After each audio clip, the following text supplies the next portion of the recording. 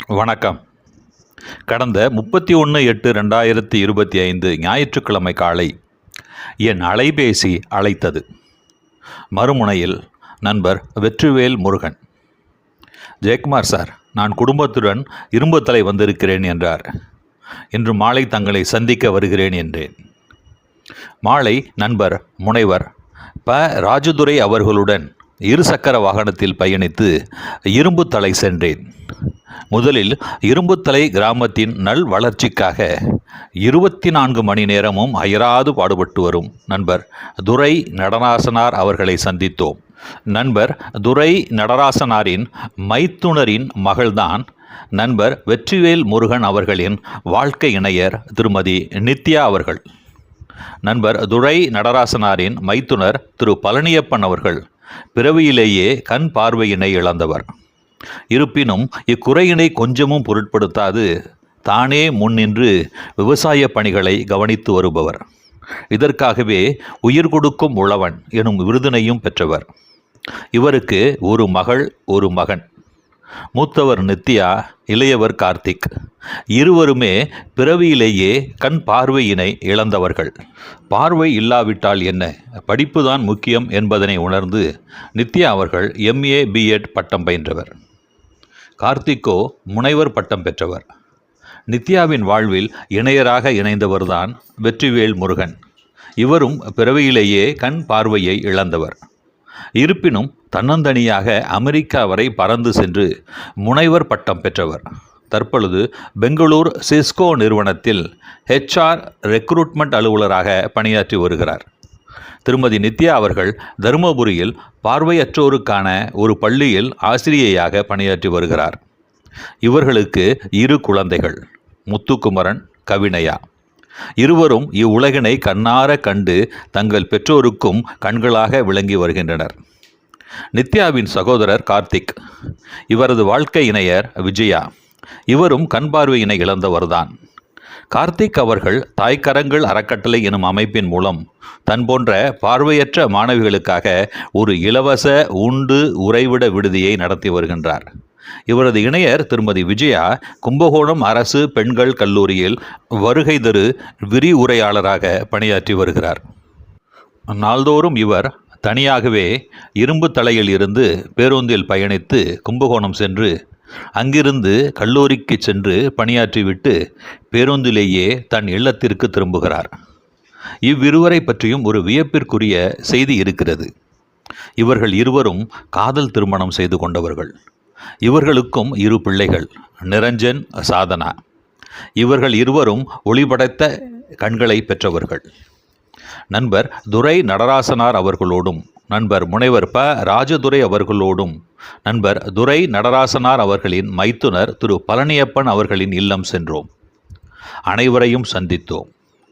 நண்பர் வெற்றிவேல் முருகன் கடந்த ஆண்டு தான் பயின்ற அக்குபஞ்சர் மருத்துவம் பற்றியும் நண்பர் கார்த்திக் தனது காதல் திருமணம் பற்றியும் மகிழ்வோடு பகிர்ந்து கொண்டனர். நண்பர் வெற்றிவேல் முருகனின் அன்பு மகன் முத்துக்குமரன் அவர்களும் நண்பர் கார்த்திக் அவர்களின் அன்பு மகன் நிரஞ்சன் அவர்களும் சிலம்பம் சுற்றி தங்களது சிலம்ப பயிற்சி திறமையினை வெளிப்படுத்தி காட்டினர். மனம் நெகிழ்ந்து போனது. மகிழ்ச்சி நிறைந்த இக்குடும்பத்தினரை காண தங்களை அன்போடு அழைக்கின்றேன். வாருங்கள். சார், நீங்க கேட்டீங்கல்ல சார், உள்ள வந்தவனே ஒரு கேள்வி, அதுக்கான பதில் அதுதான். முன்னாடி பார்த்ததோட இப்ப ரொம்ப எலிச்சு போன. ஆமா ஆமா ஆமா, அதுக்கான அடிப்படை அக்குபஞ்சர் தான். பாத்தீங்கன்னா திருமணத்துக்கு அப்புறம் நான் கொஞ்சம் நம்ம ஆக்டிவிட்டி எல்லாம் குறைய ஒரு சில பிபி, சுகர், அதுக்கான மாத்திரைகள்லாம் நம்ம எடுக்க ஆரம்பிச்சிட்டோம். ஆனா அது எடுத்த ஒரு 2-3 வருஷம் எடுத்தான்னு நினைக்கிறேன் தொடர்ந்து. சரிங்க. கொரோனா லாக்டவுன் பீரியடு, அப்பெல்லாம் ரொம்ப ஆக்டிவிட்டி குறைஞ்சிச்சு. ஆமா ஆமா ஆமா ஆமா. வீட்டுல இருந்து வேலை செய்ய நிறைய அந்த இது குறைஞ்சதுனால அதை எடுக்க வேண்டிய ஒரு நிலைக்கு தள்ளப்பட்டோம். ஆனா அக்குபஞ்சர் கிளாஸ்க்கு போனேன் பாத்தீங்களா? ஆமா ஆமாங்க. முதல் கிளாஸ்க்குள்ள நுழையும் போதுதான் நான் எடுத்த கடைசி மட்டும் பிபி அன்னைக்கு அவங்க கிளாஸ்ல அவங்க சொன்ன சில விஷயங்களை உள்வாங்கினதுல இருந்து ஓஹோ இதுல இவ்வளவுதான் விஷயமா அப்படின்ற மாதிரி வாழ்க்கை முறைகள்ல சில விஷயங்களை பிராக்டிஸ் பண்ண ஆரம்பிச்சதுக்கு அப்புறம் மாத்திரையை விட்டாச்சு. ஆனா பிபி சுகர் எந்த விதமான தொந்தரவும் இல்ல. அக்குபஞ்சர் சிகிச்சை இப்ப உங்களுக்கு நீங்களே எடுத்துக்கிட்டீங்க. நம்ம அதனுடைய முக்கியமான அதாவது அக்குபஞ்சர் வச்சு நம்ம சம்பாதிக்கிறோமோ இல்லையோ நம்ம உடம்ப அதனுடைய பெரிய நன்மை என்னன்னு பாத்தீங்கன்னா நம்மள வந்து அக்குபஞ்சர் வாழ வைக்குது. நம்மளுடைய வாழ்நாளை வந்து நீண்ட ஒரு நாளா மாத்தி கொடுக்குது. ஏன்னா பாத்தீங்கன்னா இன்னைக்கு பிபி சுகர் மாத்திரை எடுத்துக்கிறவங்க ஒவ்வொரு நாளும் அவங்களுடைய லைஃப் வந்து குறைஞ்சிக்கிட்டே வருது. நிச்சயமா அவங்களுடைய லைஃப் வந்து இப்ப இன்னைக்கு மாத்திரை எடுத்தீங்களா, நீங்க வந்து 60 வருஷம் 6 மாசம் எடுக்க போறீங்கன்னா அது 60 வருஷம் ஒரு 6 மாசத்துல இருந்து 2 நாள் குறையும். ஒவ்வொரு நாளும் அந்த மாதிரி நாட்கள் குறைஞ்சிக்கிட்டே வரும். இந்த மருத்துவம் வந்து என்னை வந்து அதுல இருந்து காப்பாத்திருக்கு உங்களுக்கு. அப்படிதான் சொல்றேன். பரவாயில்ல, அக்குபஞ்சர் பாத்துட்டதுனால உங்க மருத்துவத்துல விட்டுட்டீங்க. இப்ப இந்த மருந்து மாத்திரையும் சாப்பிடறது இல்ல. சாப்பிடறது இல்ல. இப்ப கிட்னி நல்லா இன்னும் நல்லா ஒரு பழமொழி சொல்லுவாங்க பாத்தீங்களா, உணவே மருந்து. ஆமா, உணவே நம்ம சாப்பிடக்கூடிய சாப்பாடு என்ன சாப்பிடுறோம், எப்போ சாப்பிடுறோம், எவ்வளவு சாப்பிடுறோம். ஒண்ணு. ரெண்டாவது ரொம்ப முக்கியமா எது ஒண்ணு உள்ள போச்சுனாலும் வெளியே வந்துதானே ஆகும். ஆமா, நிச்சயமா. உடம்புல எந்த அளவுக்கு நல்லா கழிவு நீக்கம் நடக்குது. அந்த கழிவு நீக்கம் நடக்கலையா ஏதோ பிரச்சனை இருக்கு. அப்ப சாப்பிடுற சாப்பாட்டையும் அதுக்கு தகுந்த மாதிரி மாடிஃபை பண்ணி அல்லது கொஞ்சம் சாப்பிடாம விரதம் இருந்தோ ஏதாவது பண்ணி நம்ம உடம்ப திரும்ப சமநிலைக்கு கொண்டு வரணும். சோ இதெல்லாம் செஞ்சிட்டோம்னா எந்த விதமான வியாதியும் இல்லாம நல்லா ஆரோக்கியத்தோட. சோ அதுதான் அக்குபஞ்சருடைய ஒரு. இப்ப நீங்க பேசுறதா கேட்டோம்னா நாங்க தான் அக்குபஞ்சருக்கு போகணுமோங்கிற மாதிரி இருக்கு. ஒரு வாழ்க்கை, அது ஒரு மருத்துவமே, அது ஒரு வாழ்க்கை. அதுல போய் நாங்க மெயினா கத்துக்கிட்ட பாடமே இந்த உணவு பழக்க வழக்கங்களையும் அதே மாதிரி நம்ம உடல் சமநிலையா இருக்க அந்த கழிவு நீக்கம் அதெல்லாம் எப்படி பொறுப்பா நடக்கிறதுக்கு நம்ம எப்படி உறுதுணையா இருக்கணும் அப்படின்றத நம்ம கத்துக்கிட்டோம்னாலே நமக்கு வந்து 80% இருந்து 90% வியாதி வராம போயிடும். குறைஞ்சிருக்கு. சில வெளிப்புற சூழல் வந்து நம்ம மாற்ற முடியாது. இப்போ உதாரணமா வந்து நம்ம ஒரு இடத்துக்கு போறோம், ஒரு வீட்டுல வந்து இப்ப எங்க வீட்டுல எல்லாம் பாத்தீங்கன்னா டோட்டலாவே இந்த அரிசி மாற்றிட்டோம். அந்த பாரம்பரிய அரிசி தூயமல்லி, அப்புறம் இந்த கருப்பு கோழி, அந்த மாதிரி கருப்பு அரிசி, சிவப்பு அரிசி, அப்புறம் இந்த வெள்ளையிலே பாரம்பரிய அரிசி, இந்த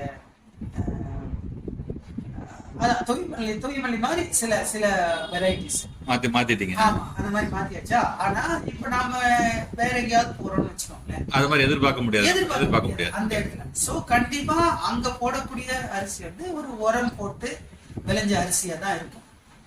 அதுக்காக நம்ம அங்க போய் ஐயோ உங்க சாப்பாடுலாம் எனக்கு வேணாம் சாமி அப்படிலாம் சொல்ல முடியாது. அதனால அந்த மாதிரி சூழ்நிலைகள்ல கொஞ்சம் நம்ம அந்த இது என்ன சொல்றது, அந்த ஸ்லோ பாய்சன் அப்படின்னு சொல்றோம்ல, ரொம்ப சாப்பாட்டை கொஞ்சம் குறைச்சிக்கினா சாப்பிட்டு வர மாதிரி இருக்கும் நமக்கு. இல்லைங்க சார், அதாவது ஸ்லோ பாய்சன்னா எப்படின்னா நம்ம நினைச்சிட்டு இருக்கோம் பாய்சன் அப்படின்னா ரொம்ப விரைவா நம்மளை கொல்றதுதான் பாய்சன் அப்படின்னு நினைச்சிட்டு இருக்கோம். நம்ம கொல்லக்கூடிய அந்த மருந்து போடப்பட்ட யூரியா போடப்பட்ட உணவுகள் பாத்தீங்கன்னா எல்லாமே வந்து நம்மள ஒரு ஸ்லோ பாய்சன் முறையில ஆக்சுவலா கொஞ்சம் கொஞ்சமா சாகடிச்சிட்டு. ஆமா. சோ அந்த மாதிரி ஒரு சூழ்நிலை வரும்போது வேற வழி இல்லாம அதை நம்ம கொஞ்சம் அக்செப்ட் பண்ண வேண்டியதா இருக்கு. ஆனா என்ன செய்யணும்னா இப்ப இங்க வந்து இப்போ ஒரு ஃபங்க்ஷன் போறோம்னு வச்சுக்கோங்களேன், ஃபங்க்ஷன்ல நல்லா பிரியாணி போட்டாங்க, நம்ம வேணாம்னு சொல்ல முடியாத ஒரு சூழ்நிலை சாப்பிட்டோம். என்ன செய்யறது அப்படின்னா 2 நேரம் சாப்பிட முடியாது. அதுக்கப்புறம் ஆமா, தானா தேவையில்லாத கழிவுகள் எல்லாமே யூரின் மூலமா, அப்புறம் மோஷன் மூலமா, அப்புறம் வேர்வை மூலமா, இந்த மாதிரி பல வகையில ஈவன் நம்ம சுவாசிக்கிற காற்று மூலமா உடம்புல இருந்து தானா வெளியேறணும். அதெல்லாம் வெளியேறினது உங்களுக்கு தானா உங்களை அறியாமே கபகபகபன்னு பசி. ஆமா, அப்போ நீங்க ஃபீல் பண்ணலாம், ஓ சரி நம்ம உடம்பு வந்து அந்த கழிவு எல்லாம் நீக்கிட்டு புதுசா உணவை ஏத்துக்க தயாராயிடுச்சு. அப்ப நீங்க போய் சாப்பிடுங்க. அடுத்த ஆமா, பசித்த பின் புசின்னாங்க.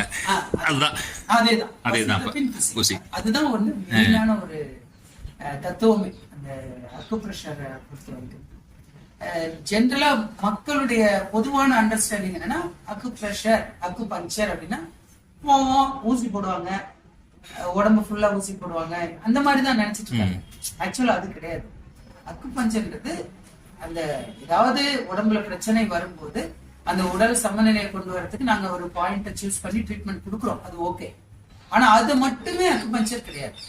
தொடு சிகிச்சை மட்டுமே அக்குபஞ்சர் இல்ல. ஆமா, அதோட கூடி நம்ம வாழ்க்கை முறையை பின்பற்றுறது அதுவும் ரொம்ப முக்கியம். இப்போ வந்து என்கிட்ட வந்து ஒருத்தர் வந்து எனக்கு மூட்டெல்லாம் வலிக்குது அப்படின்னு ட்ரீட்மெண்ட் வாங்கிட்டு போயிட்டு, சார் என்ன சார் மூட்டு வலியே சரியாகல அப்படின்னு சொன்னா, சரி நீங்க ட்ரீட்மெண்ட் வாங்கிட்டு போனீங்க, ஆனா வாங்கிட்டு போன அடுத்த செகண்டே போய் 4 சமோசா சாப்பிட்டீங்கன்னா மூட்டு வலி எப்படி சரியாகும்? மூட்டு வலி எப்படி சரியாகும்? அதனாலதான் அதுவும் இதுவும் சேர்ந்தால்தான் இந்த மருத்துவம் வந்து வெற்றி அடையும். ஆமா, அதுதான் இதனுடைய. இல்ல நானே என்ன நினைச்சதுன்னா அக்குபஞ்சர்னா ஏதோ நரம்ப வந்து அப்படியே குத்தி குத்தி தூண்டி விடுவாங்க, அது மட்டும் தான் போல இருக்கு. நம்ம தூண்டி விட்டுட்டாங்கன்னா போய் பிரியாணி சாப்பிடலாம் நினைச்சுக்கிட்டு இருந்தேன். ஆமா, சக்தி வரும் சார். உடம்புல வந்து எனர்ஜி பாயிண்ட் நிறைய இருக்கு. உடம்பே எனர்ஜி தான் சக்தி, அதாவது அந்த எனர்ஜி பாயிண்ட் தான் ஓடுது நம்ம உடம்பே. ஆமா, அது எனர்ஜி தான் மெயின். அந்த வாழ்வியல் முறைங்கிறது அதனுடைய ஊடுருவல் இருக்கு. ஓ சார், உங்களுக்கு தெரியாது இல்ல பஞ்சபூதங்களை பத்தி நீங்க நிறையவே அங்கங்க படிச்சிருக்கீங்க. ஆமா ஆமா ஆமா சார். இந்த பஞ்சபூதங்கள் தான் நம்ம உடம்ப வாழ வைக்குது. நீர், நெருப்பு, நீர். அது ஃபர்ஸ்ட் எடுத்த உடனே பஞ்சபூதங்கள்ல வந்து அக்குப்ரெஷர்ல எப்படி சொல்றாங்கன்னா, எடுத்த உடனே நெருப்பு தான் எல்லா உடம்பு இயக்குறது. நெருப்பு தான். நெருப்பு இல்ல உடம்புக்கு மட்டும் இல்லைங்க சார், பொதுவாக நெருப்பு இல்லைன்னா சமைக்க முடியுமா? முடியாது, எதுவுமே முடியாது. நெருப்புல இருந்து வந்த சூரிய ஒளி இல்லைன்னாக்க உயிர் வாழ முடியுமா? முடியாது, வாழ முடியாது. அந்த மாதிரி எல்லாத்துக்குமே நெருப்பு. நெருப்புக்கு அப்புறம் வர்றது, நெருப்புல இருந்து உருவானது எது? இந்த பூமி, நிலம். ஆமா, நிலம் வந்து 2வது. அப்புறம் நிலமும் நெருப்பும் ஓரளவுக்கு சமமானதுக்கு அப்புறம் அதுல வந்து சமமா சீரா வர ஆரம்பிச்சது காற்று வந்து 3வது. அப்புறம் பூமியில நிறைய அந்த பூகம்பம், கடல், அது இதெல்லாம் கொந்தளிச்சு எல்லாம் வந்து பூமி ஒரு சமநிலை வந்ததுக்கு அப்புறம் உயிரினங்கள் பயன்படுத்தக்கூடிய வகையில வந்தது 3வது நீர்.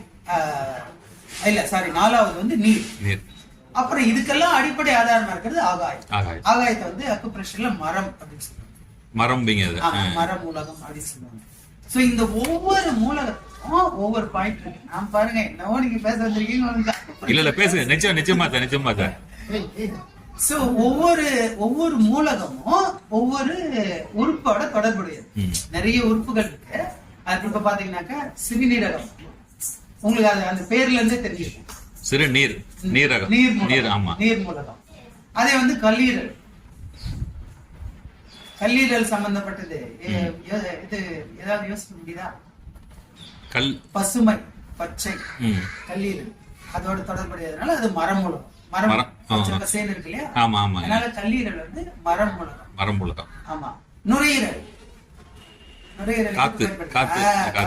எக்ஸாக்ட்லி. இதே மாதிரி வயிறு, பெருகுடல், சிறுகுடல், வயிறு, சிறுகுடல், இதெல்லாம் நெருப்பு தானே. நீர் மூலம் அந்த செரிக்க வைக்கிறதுனால நீர்ல தான் அது வந்து நிலம் மூலம். ஏன்னா நம்ம வந்து விதையை வந்து ஃபர்ஸ்ட் எங்க விதைக்கிறோம்? ஆமா, நிலத்துல. அதே மாதிரி சாப்பாட்டை வயித்துல தான் போறோம். அப்ப அது நிலம். சோ அது நிலம் மூலம். இந்த மாதிரி ஒவ்வொரு உறுப்பும், இப்ப எலும்பு அப்படின்னா எலும்புகள் எல்லாமே நீர்மூலகம்.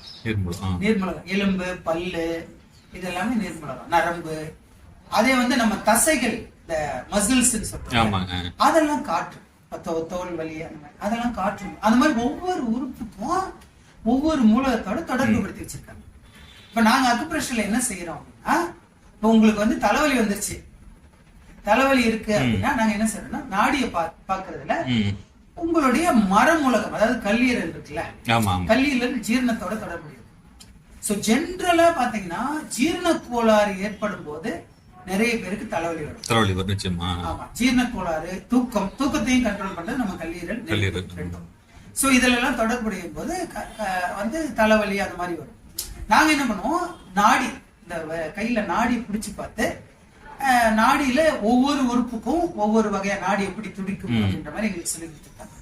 அதை பார்த்துட்டு உங்களுக்கு எந்த மூலகத்துல ஸ்ட்ரென்த் சக்தி தேவைப்படுது அப்படின்ற மாதிரி. இப்ப உதாரணமா உங்களுடைய இப்ப நாடி பிடிச்சு பார்க்கும்போது மரமும்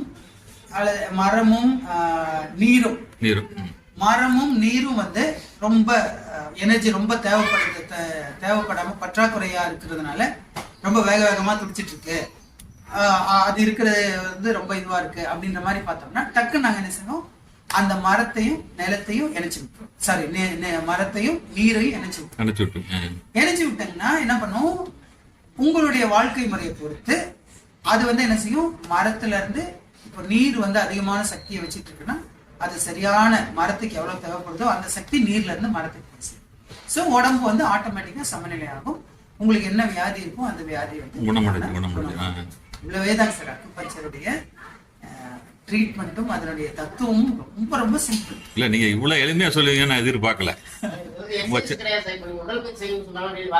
ஆமா ஆமாங்க, கடைபிடிச்சோம்னா தேவையில்லை. பொறுத்த வரைக்கும் நீங்க வந்து எக்ஸசைஸ் அதுக்காக செய்யணும்ன்றது தப்பு இல்ல, ஏன்னா உடல் ஆக்டிவிட்டி இருக்குது, உடம்புக்கு ரொம்ப நல்லதுதான். ஆனா நீங்க உடம்ப குறைக்கிறதுக்காக எக்ஸசைஸ் மட்டும் தான் செய்யணும் அப்படின்னு அவசியமே இல்லை. வாழ்வை முறையை ஃபாலோ பண்ணோம்னாலே ஆட்டோமேட்டிக்கா, அதுவும் ஆக்சுவலா இது உடம்ப குறைக்கிறது அப்படின்னே சொல்லக்கூடாது.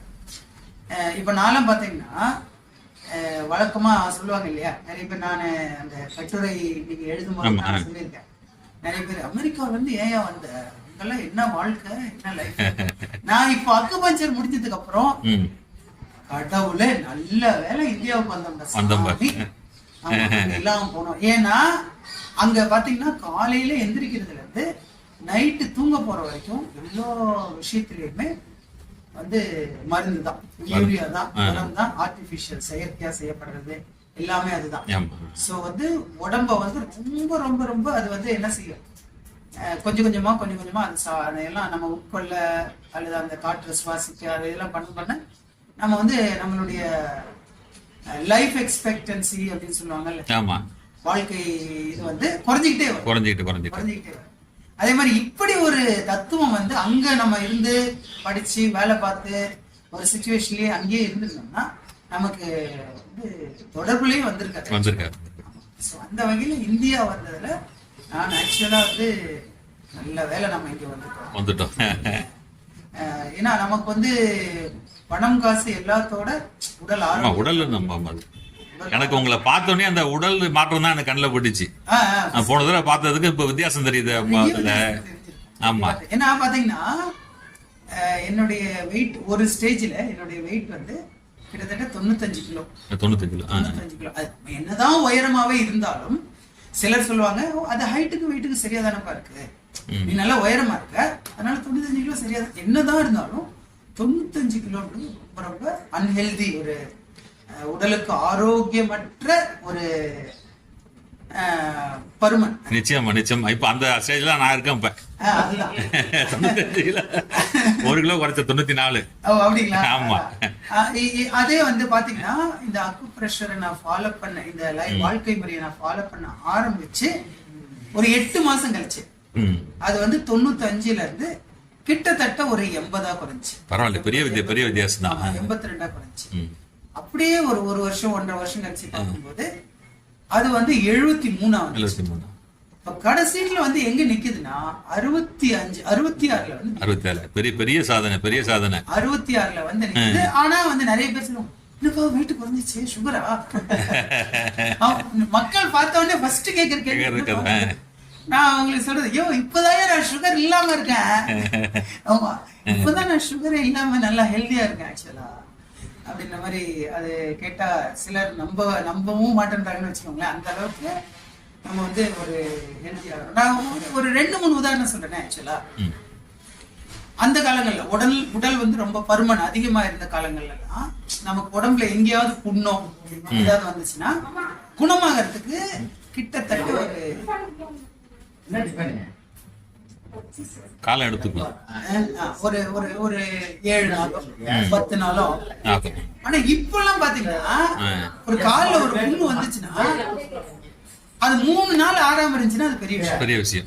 ஆமா 2 நாள்லயே 3வது நாள்ல புது தோல் வந்து புது தோல் வந்து 5வது நாளுக்குள்ள பழைய. சார் எனக்கு ரொம்ப ஆச்சரியமான என்னது தெரியுமா, இந்த இடத்துல ஒரு மரு இருந்துச்சு. ஓ சரிங்க. இந்த இடத்துல அதுக்கான அறிகுறி ஏதாவது இருக்கா? ஒண்ணுமே இல்ல. இந்த இடத்துல ஒரு மரு இருந்துச்சு. ஒரு 8 மாசத்துக்கு முன்னாடி அந்த ரொம்ப விரிஞ்சிருந்த மரு திடீர்னு ஒரு மாதிரி காஞ்சி போன தோல் மாதிரி ஆச்சு. மரு திடீர்னு மாறிடுச்சு. என்னடா விஷயம்னு பார்த்தா 2 நாள் அப்படி ஆகி 2-3 நாள்லயே அந்த மரு தானா கலண்டு விழுந்துச்சு. விழும்போது லைட்டா ரத்தம் வந்துச்சு.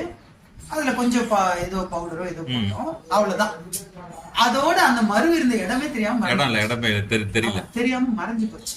சோ இதுதான் ஒரு சிறந்த உதாரணம். அதாவது பாத்தீங்கன்னா புண்ணு ஆறுறது செய்யறது, திடீர்னு எங்கேயாவது காயம் பண்ணிக்கிறோம் கால்லயோ கையோ எங்கேயாவது அப்படின்னா அது வந்து நம்ம உடம்பு அந்த அளவுக்கு ஆரோக்கியமா இருக்கு. 10 நாள் இதை எடுத்துக்கிறது இன்னைக்கு 2 நாள்ல 3 நாள்ல ஆகுது. சோ அந்த அளவுக்கு வந்து ரொம்ப அக்குப்ரெஷர் வந்து நான்லாம் வந்து இந்த அளவுக்கு எல்லாம் இருக்கும்லாம் எதிர்பார்க்கவே இல்லை. இல்ல நீ சொல்றது ஆச்சரியமா தான் இருக்கு. இல்லைங்க சார், நான் கிளாஸுக்கு போகும்போது உண்மையா சொல்றேன். என் சிஸ்டர் வந்து ஃபர்ஸ்ட் அக்குப்ரெஷர் படிச்சிருந்தா. அவ பேசுமாரு என்னடா இவங்க சொல்றாங்க, இப்போ உதாரணமா நம்ம கரோனா வைரஸ்லாம் வந்துச்சு இல்லையா, அப்ப தடுப்பூசி அப்புறம் வந்து அவங்க அக்குப்ரெஷர்ல இருக்கவங்க என்ன சொல்லுவாங்கன்னா, வைரஸ்ன்றது ஒண்ணும் இல்லைங்க, நம்ம உடம்புல இருக்கிற கழிவுகள் தான், அது வெளியேறிட்டா தானா போயிடும் அப்படின்னும். என்னடா இவங்க பெரிய விதண்டாவாதம் பேசிட்டு இருக்காங்க அப்படின்ற மாதிரி யோசிச்சேன். ஆனாலும் நிறைய பேர் சொன்னாங்க அக்குப்ரெஷர் படிச்சா அதுல வேல்யூ வாய்ப்பு அதிகம் அப்படின்ற மாதிரி சொன்னாங்க. நான் என்ன நினைச்சேன், போய் படிப்போம், ஒரு டிப்ளமா ஒண்ணு வாங்கி ஒரு டிப்ளமா ஒண்ணு வாங்கி வச்சுக்குவோம், எதுக்காவது வருங்காலத்துல யூஸ் ஆகும் அப்படின்னு சும்மா ஒரு, அதாவது ஆங்கிலத்துல ஸ்கெப்டிசிசம் அப்படின்னு சொல்லுவாங்க. அது எதை எடுத்தாலுமே சந்தேகப்படுறது. ஆமா, அந்த மாதிரி ஒரு சந்தேகத்தோட தான் போய் என்னதான் சொல்லி தராங்க பாப்போமே அப்படின்ற மாதிரி தான் போய் கிளாஸ்ல உட்காந்து. அவங்க ஃபர்ஸ்ட் எடுத்த உடனே கேட்ட கேள்வி பசி அப்படின்னா என்ன அப்படின்னு ஸ்டார்ட் பண்ணாங்க. அந்த கேள்வியில தான் முதல்ல ஸ்டார்ட் பண்ணாங்க. ஏன்னா உடல்ல போடுற உள்ள என்ன போடுறோமோ அதுதானே ரொம்ப முக்கியம். சோ அதை விளக்கத்துக்கு அதை ஆரம்பிச்சாங்க. என்ன அது ஸ்டார்டிங்லயே எப்படி ஸ்டார்ட் பண்றாங்க. அப்புறம் அதுல இருந்து அவங்க ஒவ்வொரு பாயிண்டா சொல்ல சொல்ல சொல்ல சொல்ல நான் வந்து அந்த கிளாஸுக்குள்ள நுழைஞ்சேன் பாத்தீங்களா. அன்னைக்கு காலையில அவசரமா ஏன்னா 10 மணிக்கு கிளாஸ், கொஞ்சம் லேட் ஆயிடுச்சு ஆட்டோ. போகும்போது என்ன பண்ணேன், மாத்திரை போடாம போயிட்டேன், மறந்து. ஆனா அங்க போயிட்டு தண்ணி அங்க வெளியே வச்சிருந்தாங்க, தண்ணி எடுத்து அந்த மாத்திரை சுகர் மாத்திரை போட்டேன். அதுதான் சார் நான் போட்ட கடைசி மாத்திரை அந்த கிளாஸுக்குள்ள முதல் நாளே. ஆமா, முதல் நாளே நிறுத்திட்டீங்க மாத்திரை கடைசி மாத்திரை. அவங்க பேசின பேச்சுல முதல் நாளே சரி நம்ம தான் மாத்திரை இல்லாம இருந்து பாப்போமே, பெருசா பேசுறாங்க என்னதான் இருக்குன்னு பாப்போமே அப்படின்னு விட்டேன். அதனுடைய பலன் எனக்கே தெரிய ஆரம்பிச்சிச்சு. வாங்கி வச்சிருந்த ஒரு 25 மாத்திரை என்ன மிச்சம் இருந்துச்சு. அத ஒரு 30 நாள் 40 நாள் கழிச்சு தூக்கி போயிருக்கோம். அவ்வளவுதான். ஆச்சரியமா இருக்கு. அதுல இருந்து மாத்திரையே தொடர்றது இல்லை. அதுவும் குறிப்பா பிபி சுகர்லாம் அதெல்லாம் ஒரு வியாதியே இல்லைன்ற மாதிரி புரிஞ்சுக்கிட்டதுனால இப்ப நமக்கெல்லாம் அது ஒரு இதாவே தெரியறது இல்லை.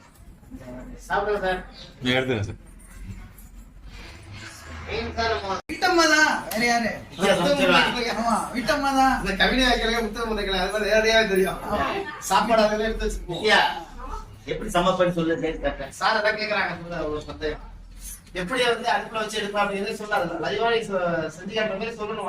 பாத்திரத்தை எடுத்து அடுப்பை சிம்ல வச்சுக்கணும். சிம்ல வச்சுதான் அந்த பாத்திரத்தை நாங்க அடுப்புல வைப்போம். வச்சுட்டு கொஞ்சம் தூக்கி விட்ட மாதிரி வச்சுட்டு அதுக்கப்புறம் சூரிய எல்லாம் கையில தொட்டு பாப்பாங்க. எப்படி அடுப்புல வைப்ப கரெக்டா அதான் கேள்வி. நான் சொல்றேன் தொட்டு பாக்குறாங்க. தொட்டு பாக்கணும். நான் சிம்ல வச்சுட்டு அடுப்பு அந்த 4 ஆங்கிலையும் தொட்டு பார்த்தா நான் வைப்பேன்.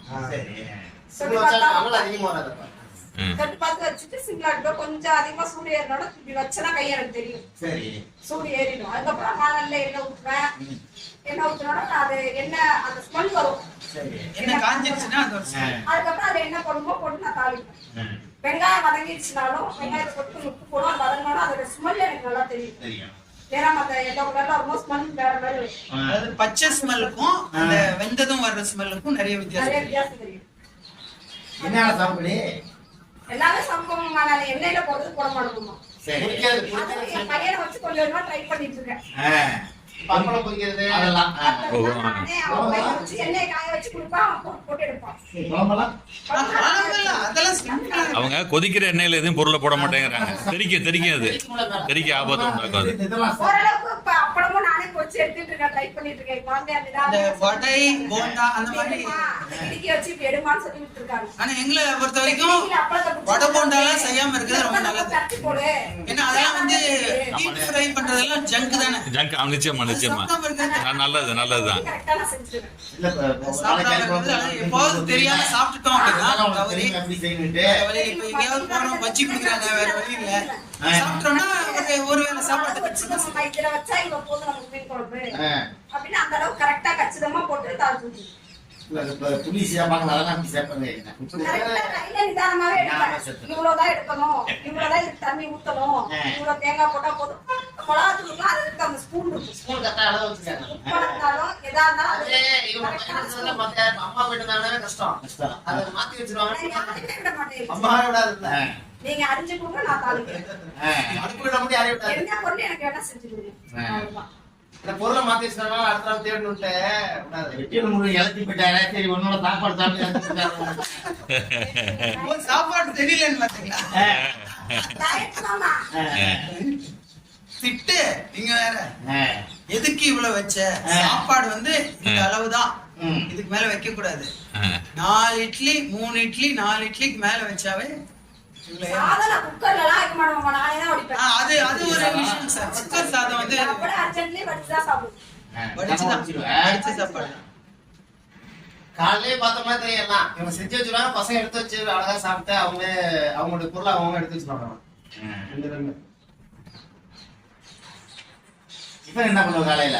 காலைல இட்லி, ஒரு நாளைக்கு உப்புமா, ஒரு நாள் சப்பமா கஞ்சி கூட வச்சுடுவேன். ஒரு நாள் சப்பாத்தி. சப்பாத்தினா கொஞ்சம் light செஞ்சுடுவேன். சப்பாத்தி சப்பாத்தி மேக்கர் வச்சுக்கோங்க. மேக்கர்ல நீட்டா இருக்கு. இது இப்படி இருந்தாதான் நமக்கு தெரியும். தான் நமக்கு தெரியாது. எடுக்கிறாமா அவங்களுக்கு. இப்ப நான் போனா சொல்லுவேன் இந்த இடத்துல 2வது செட்ல 3வது டப்பா எடுத்துருவோம் அப்படின்னா கரெக்டா போய் எடுத்துருவோம். அதுல அப்படி ரொம்ப கஷ்டமா இருந்தா நிறைய பேர் பிரெயின்ல எடுத்து ஒட்டிடுவாங்க. பயன்படுத்துறாங்களே எழுதி ஒட்டிருப்பாங்க டப்பாவுடைய. இது இப்ப கண்ணாடி மண்ல நார்மலுக்கு வந்திருக்கல, கண்ணாடியில பிரெயின்ல எடுத்து ஒட்டிடுவாங்க. இப்ப பிரெயின்ல வந்திருக்குது, இருக்கு அது கீழே பிரெயின்ல இருக்கு. நாங்களே பொருள் எடுக்கலாம். ஆனா அதுல என்ன பிரச்சனைன்னு பாத்தீங்கன்னா ஆங்கிலம் தெரியாதவங்க ஏன்னா அது தமிழ்ல தான் இல்ல இன்னும் வரல. ஓ பிரெயிலிங்கிறது ஆங்கிலத்துல மட்டும்தான். இல்ல தமிழ்ல இருக்கு. தமிழ்ல இருக்கு. எழுதுறவங்க தமிழ்ல எழுத மாட்டாங்க, எழுத மாட்டேங்கிறாங்க. இங்கிலீஷ் இப்ப அவனுக்கு அது ஒரு ஃபேன்சி. நேரா கொண்டு போனதான் இதா அப்பா இது என்ன படி அப்படின்னு தொட்டு காட்டுறோம். ஆமா படிச்சா கரெக்டா அவங்க எல்லாம் ஊர்ல எடுக்கிறவங்க எல்லாம் கரெக்டா எடுத்துருவாங்க. கரெக்டா எடுத்துருவாங்க. பையனுக்கு பூரா வித்யா பையனை பண்ணி அதான் போனவனுங்க. முத்துக்குமரன் கிளம்ப மாட்டாங்க. தங்கச்சி அப்பா அவங்க. ஏய் பார்க்க சொன்னியா? தம்பி முத்துக்குமரன் உங்க அப்பாவோட நண்பர். தம்பி அப்படி தம்பி அன்னைக்கு ஒரு நாள் யூடியூப்ல பேசினாரு. தெரியுதா யூடியூப்ல பேசினாங்க. யாருப்பா ஞாபகம் இருக்கா? நம்ம நேரடியா பாப்போம்னு சொன்னேன். இவங்க தான் அவங்க. நான் தான் உங்க அப்பாவை பத்தி எனக்கு யூடியூப்ல பேசி யூடியூப்ல உங்களை அனுப்பிச்சேன். என் பாப்பாவுக்கு இன்னும் தூக்கம் கலையில. என்ன படிக்கிறான்னு சொல்லுங்க அவங்கள்ட்ட. யூடியூப் பாத்தீங்களா நீங்க? சொல்லுங்க. நான் தான் பேசினேன். அடையாளம் தெரியுதா? இந்த யூடியூப்ல பார்த்து தெரியல. ரொம்ப மேக்கப் போட்டு பேசிட்டோம் போல. ஒண்ணு இல்ல. சரி வேணாம் தொந்தரவு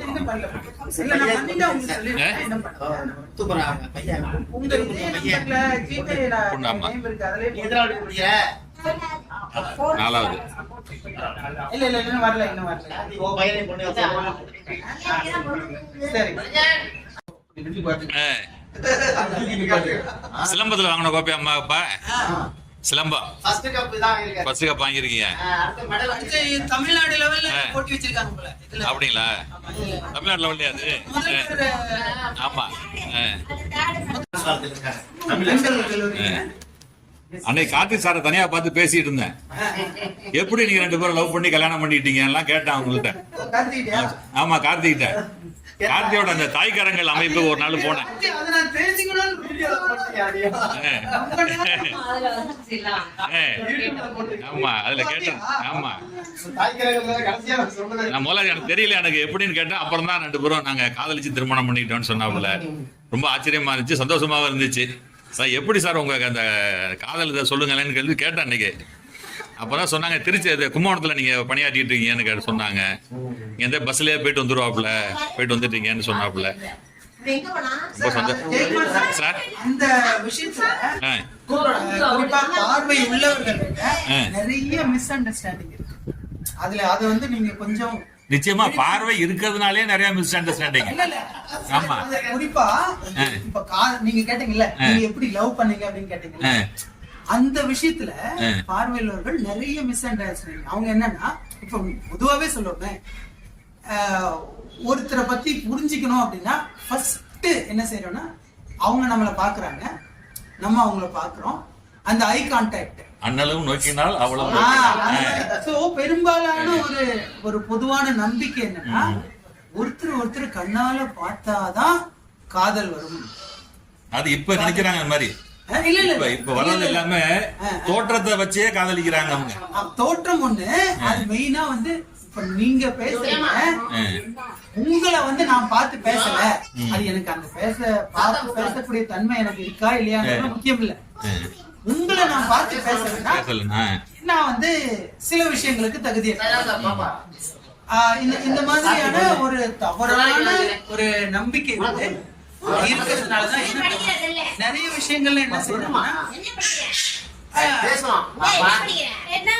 பார்வையேற்றுவாங்க. அது எத்தனையோ பேர் இப்படி எல்லாம் கேட்கிறாங்க, நீங்க மேரேஜ் எல்லாம் பண்ணிக்கிறீங்க அந்த மாதிரி எல்லாம் ஒரு தவறான புரிதல் அப்படி இல்லாம கேட்பாங்க. அப்படி எல்லாம் கேக்குறாங்க. இவங்க மேரேஜ் எல்லாம் பண்ணிக்குவாங்க, மேரேஜுக்கு அப்புறம் இவங்க எப்படி சமாளிப்பாங்க?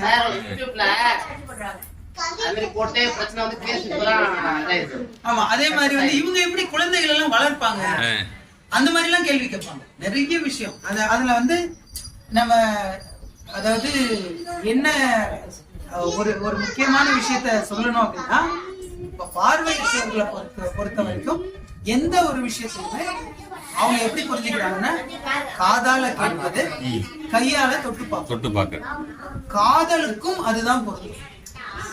அந்த தொடு உணர்ச்சி தொடுதலும் கழுதர்களுக்கே அதுதான். ஆனா அது அவங்க புரிஞ்சுக்க மாட்டாங்க. ஆனா நம்ம பார்வை மாற்றுத்திறனாளிகளை பொறுத்த வரைக்கும் கண்ணால பார்த்து எதையெல்லாம் புரிஞ்சுக்க முடியாதோ அது அத்தனையும் கிட்டத்தட்ட எல்லாத்தையுமே தொடு உணர்ச்சி மூலமா, குறிப்பா இந்த லவ் மேட்டரை பொறுத்த வரைக்கும் தொடு உணர்ச்சி மூலமா அவங்களால புரிஞ்சுக்க முடியும். நான் உங்களுக்கு ஒரு உதாரணம் சொல்றேன். பார்வையற்ற மாணவர்களுக்கு எல்லாம் படிச்சு காட்டுற ஒருத்தர் இருந்தார், நல்ல ஒரு லைப்ரரி மாதிரி வச்சிருந்தார். அவர் பேர் வந்து கண்ணன். அவர் ஒரு கம்யூனிஸ்ட் கட்சியில இருந்தாரு. பிளைண்ட் பசங்க எப்பனாலும் அவர் வீட்டுல எப்ப பார்த்தாலும் நிறைய பேர் இருப்பாங்க. அவங்க நானும் அவருடைய பயன் அடைஞ்சது கிடையாது, ஏன்னா நான் சென்னை பக்கமே அவ்வளவு போகாதனால. பட் கிட்டத்தட்ட கார்த்தி உனக்கு தெரியுமா கார்த்தி? ஆமா. சோ அந்த கண்ணன் அவர் வந்து பயங்கர பார்வையற்றவர்களுக்கு ஏகப்பட்ட சேவை செஞ்சு பயங்கர அவார்ட் எல்லாம் வாங்கினவர். ஆனா அதெல்லாம் பெருசாவே எடுத்துக்க மாட்டேன் அவருக்கு பொறுத்த வரைக்கும். சோ ஒரு இன்டர்வியூ வச்சிருக்காங்க டிவில. சோ அந்த இன்டர்வியூல கேட்டிருக்காங்க, சார் நீங்க பிளைண்ட் மக்கள் எல்லாம் கூட்டி நிறைய சேவைகள்லாம் செய்யறீங்க, அதெல்லாம் சந்தோஷமா இருக்கு. ஆனா அதுல ஒரு சில ரிமார்க் வருது அப்படின்னு. என்ன சார் ரிமார்க் வருது சொல்லுங்க, என்னதான் சொல்லுது, என்னதான் இந்த சமுதாயம் சொல்லுது, அதை கேளுங்களேன், சொல்லுங்களேன், நானும் கேட்டுதான் பாக்குறேன். இல்ல பிளைண்ட் பசங்க எல்லாம் வந்து ரீடிங் அந்த மாதிரி எல்லாம் வந்துட்டு அவங்க வந்து ஒருத்தர் தடவிக்கிறாங்க, ஒருத்தர் இந்த மாதிரி வந்து ரொம்ப செக்ஷுவலா டச் பண்றது அந்த மாதிரி எல்லாம் பண்றாங்க அப்படின்னு மாதிரி ஒரு கம்ப்ளைண்ட் வருது, அதை பத்தி நீங்க என்ன நினைக்கிறீங்க? அவரு கண்ணன் சொன்னார், இந்த கேள்வி நீங்க கேட்டதுக்கு எனக்கு ரொம்ப வருத்தமா இருக்கு. ஏன் சார் சொல்றீங்க? நடப்பு தானே சொன்னோம். என்னங்க நடப்பு? நீங்க எது ஒண்ணுனாலும் கண்ணால பாத்துக்கிறீங்க, கண்டதையும் பாக்குறீங்க, தேவையற்றதையும் பாக்குறீங்க, தேவையுள்ளதையும் பாக்குறீங்க. ஆனா அந்த பார்வை இல்லாதவங்க தங்களுடைய உணர்வை தொடு உணர்ச்சி மூலமா வெளிப்படுத்துறாங்க. அதுக்கு இந்த ரூம் ஒரு சின்ன ஊடகமா இருக்கு. இத ஒரு தவறான நோக்கத்தோட நீங்க பாத்திருக்கீங்களே, எவ்வளவு மட்டமான சமூகம் இந்த சமூகம் அப்படின்னு அப்படின்ற மாதிரி அவர் சொல்லியிருக்காரு. அது வந்து உண்மையிலேயே எல்லோருமே யோசிக்கப்பட வேண்டிய ஒரு பெரிய விஷயம். பார்வையற்றவர்கள் அப்படின்னா அவங்களுடைய தொடு உணர்ச்சிக்கு எவ்வளவு தன்மை இருக்கு, அது எந்த அளவுக்கு தேவையுள்ளதா இருக்கு அப்படின்றத வந்து இந்த சமூகம் புரிஞ்சுக்கணும். அதுக்கு வந்து உங்களை மாதிரி இந்த ஊடகங்களை எழுதுறவங்க எல்லாம் ரொம்ப உறுதுணையா நிச்சயம் இதெல்லாம் விழிப்புணர்வு. ஏன்னா நிறைய தவறான புரிதல் இன்னைக்கு நான் இந்த அளவுக்கு இப்ப இவங்க வந்து அமெரிக்கா போயிருக்காங்க, நான் இன்னைக்கு முனைவர் பட்டம் முடிச்சிருக்கேன் அப்படின்னா அதுக்கெல்லாம் காரணம் வந்து அவர் தோற்றுவித்த அந்த சங்கம் தான். என்ன இருக்காருங்களா அவரு? இல்லைங்க சார், இறந்துட்டாரு. ஒரு 4 வருஷம் 3 வருஷம். அவருடைய இறப்பு வந்து எங்க பார்வையற்ற சமூகத்துக்கே மிகப்பெரிய இழப்பு தான். ஆனா நல்லா எங்களுக்கான ஒரு அஸ்திவாரம். இன்னைக்கு அது மிகப்பெரிய இன்னைக்கு அரசாங்கத்து மத்தியில போய் அந்த கல்லூரி மாணவர்கள் மற்றும் பட்டதாரி சங்கங்கள் ஒரு பார்வையற்றவர்களுக்கான பட்டதாரி சங்கம் சொன்னாவே அங்க நம்ம தலைமைச் செயலகத்துல எல்லாருக்குமே எல்லா டிபார்ட்மெண்ட்டும் தெரியும். அந்த லெட்டர் பேட் போனாவே அவங்க கரெக்டா அதை மூவ் பண்ணுவாங்க. அதுலேயே அரசியல்லாம் பண்ணுவாங்க. அதை மீறி தான் இன்னைக்கு வந்து நாங்க நிறைய அதுல வந்து வேலை வாய்ப்பு பெறுறதும் சரி, எங்களோட இடஒதுக்கீடு வந்து உரிமையா பெற்று வாங்குறதும் அந்த சங்கத்தின் மூலமா தான். அன்னைக்கு தெரியாதவங்களும் வாங்கிட்டு தான் இருக்காங்க. நீங்க ஏன்னா பார்வையற்றவங்க சர்டிஃபிகேட் வாங்கியிருப்பாங்க, அந்த சங்கத்துல உறுப்பினர் இருக்க மாட்டாங்க, அவங்களுக்கும் வேலை வாய்ப்பு கிடைக்கும். நான் இப்ப 2007 உறுப்பினரா இருக்கீங்க. பார்வையற்றோர் சங்கங்களா அது? என்ன கல்லூரி மாணவர்கள் மற்றும் பட்டதாரி சங்கம். பார்வையற்ற கல்லூரி மாணவர்கள் மற்றும் பட்டதாரி ஆசிரியர் சங்கம். அவங்க தான் வந்து நிறைய விஷயங்களுக்கு போராடி அது வந்து ஒரு இது எப்படி சொல்றது, ஜனநாயக அமைப்பு தான். 2 ஆண்டு தான் ஒரு தலைவரா இருக்கலாம். அந்த பொறுப்பே ஃபுல்லா அப்படியே எலெக்ஷன் நடக்கும் திரும்பி. ஓஹோ, இப்ப யாரு இருக்காங்களா? இப்ப யாரு இருக்காங்க? ஒரு 4 பேர் இருக்காங்க. மாத்தி வரும். ஒருத்தர் தொடர்ந்து இருக்கிறது வாய்ப்பு இல்ல. மாத்தி வரணும். 2 வருஷம் இருக்க விடாம இருக்க விட மாட்டோம். அடுத்த ஆள் நிப்பாங்க இல்லையா?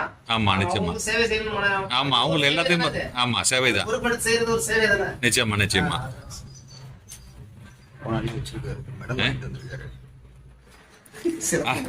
சிலம்ப மெடல் அப்ப அது கழுத்துல போடுங்க பாப்போம். அப்படியே ஸ்டேட் அவார்டு கேலோ இந்தியா நினைக்கிறேன். கேலோ இந்தியா இல்லையாப்பா? கேலோ இந்தியா நரேந்திர மோடி வந்து இப்ப பாரத பிரதமர் வந்துட்டு போனார். அந்த இதுல வாங்கினீங்க. வாழ்த்துக்கள். அமைப்பு நடத்துனது இதுல வந்து வாழ்த்துக்கள். கோல்டு மெடல் வாங்கியிருந்தாப்புல டெல்லி போக வேண்டியிருக்கும். அப்படிங்களா? அது வந்து ஒரு ஸ்டெப்ல விட்டாப்ல அது பயம் வந்துருச்சு அவங்களுக்கு. அடுத்த தடவை வாங்கிட்டு நிச்சயமா. அடுத்த போட்டியில கோல்டு மெடல் தான் வாங்கிக்கலாம்ல. தைரியமா செய்யுங்க, பயப்படக்கூடாது. நம்ம நல்லா செய்யுங்க. வாழ்த்துக்கள்ப்பா. அடுத்த தடவை கோல்டு மெடல் வாங்குறது வாழ்த்துக்கள்ப்பா. நம்ம ஊர்ல சுத்தராப்லையா எல்லாம் சந்தோஷப்பட்டாங்க. இந்த பிள்ளையார் ஊர்வலத்துல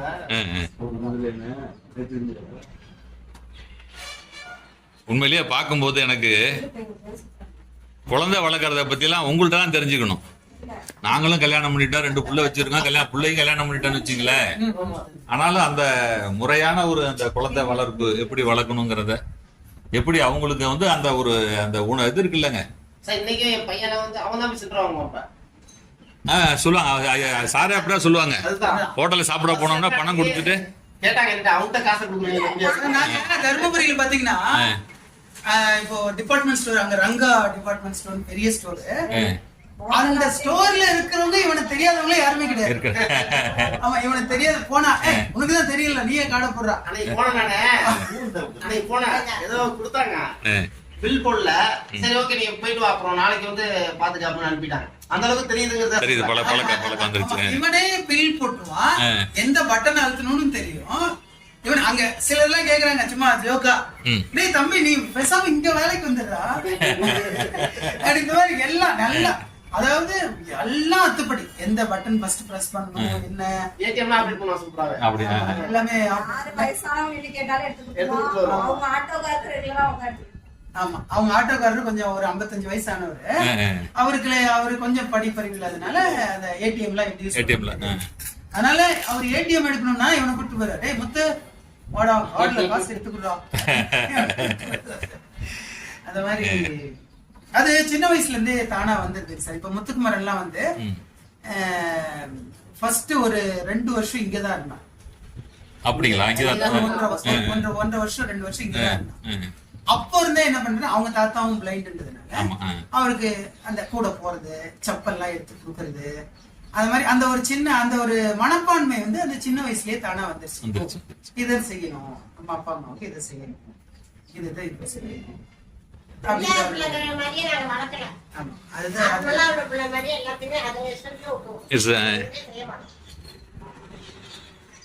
நிறைய பேரு ஏன் தனியா வரீங்க அப்படிலாம் கேட்பாங்க. இப்பெல்லாம் நான் பிறரை சாப்பிடுறது அப்படின்னு நான் வந்து கேட்கறது. ஆமா ஆமா, நீங்க நீங்க மத்தவங்களுக்கு உதவி செய்ய முடியாது இல்ல இப்ப. ஆமா, அது வந்து நிறைய பேருக்கு புரியல. ஏன்னா இங்க இருக்கக்கூடிய இந்த கொஞ்சம் ஓரளவுக்கு படிச்சவங்களோ படிக்காம இருக்கிறவங்களோ பிறரை சார்ந்துதான் இருக்காங்க. யாராவது ஒருத்தர் கூட்டு போறது, அவங்களுக்கு நாளைக்கு 200 ரூபாய் பணம் கொடுக்குறது, அவங்களுக்கு கிடைக்கிறதே ஒரு 300 ரூபாய் இருக்கும். அவங்க முதல்ல 200 ரூபாய் கொடுத்து அதெல்லாம் நாங்க வந்து தான் சொல்லி கொடுக்குறோம் எல்லாருக்குமே. அதெல்லாம் செய்யாதீங்க, ஸ்டிக் யூஸ் பண்ணி வாங்க. எங்க வந்தாலுமே எல்லாருமே இருக்காங்க. எங்க போனாலும் ஒரு ஆட்டோக்காரங்க கேட்டாலும் சொல்ல போறாங்க. யாரோ ஒருத்தர் வழி போக்குற யாரோ இருந்தாலும் உதவி செய்வோம். அது மாதிரிதான் நம்ம வந்து நான் இன்னைக்கு சென்னையில போயிட்டு வரோம். இங்கே நான் ட்ரெயின் ஏறி போறேன்னா இப்ப டிசேபிள் கோச் இருக்கு, எங்களுக்கு மாற்றுத்திறனாளிகள் பெட்டியும் தனியா இருக்கு. அப்ப நாங்களாம் 2002 போகும்போதெல்லாம் சும்மா நார்மலான பெட்டில ஏறி உட்காந்தா தொங்கிட்டே தான், படியில உட்காந்துலாம் போயிருக்கேன். நானும் விடிய விடிய படியிலேயே எல்லாம் தெரியாது, எல்லாரும் படியிலே தான் அந்த படியில அப்படியே ஓரத்துல உள்ள உட்காந்து போயிருக்கோம். அப்படியே வேற வழியில ஏறிக்கலாம். அது மாதிரி நம்ம சூழலுக்கு ஏற்ற நம்மளை மாத்திக்கணும். அந்த நம்பிக்கை, ஆமா, நம்பிக்கையோட இருக்கிறது.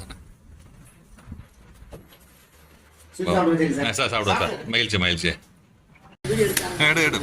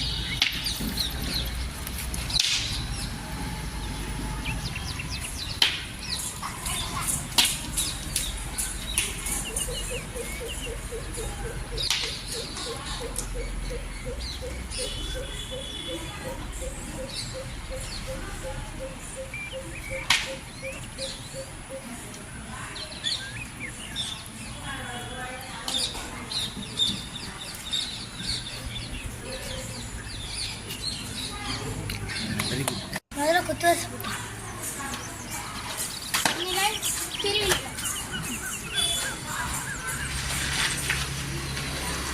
நான் வந்து வாமா.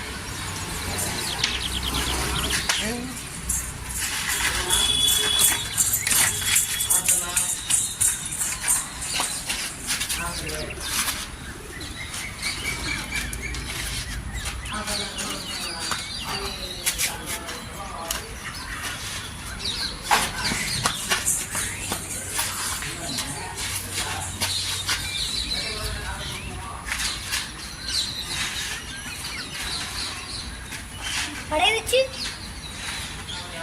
போதுமா வந்து போதும்.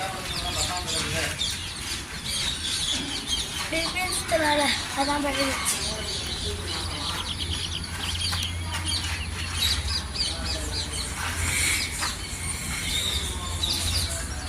இது குச்சில இது கையில். அப்பா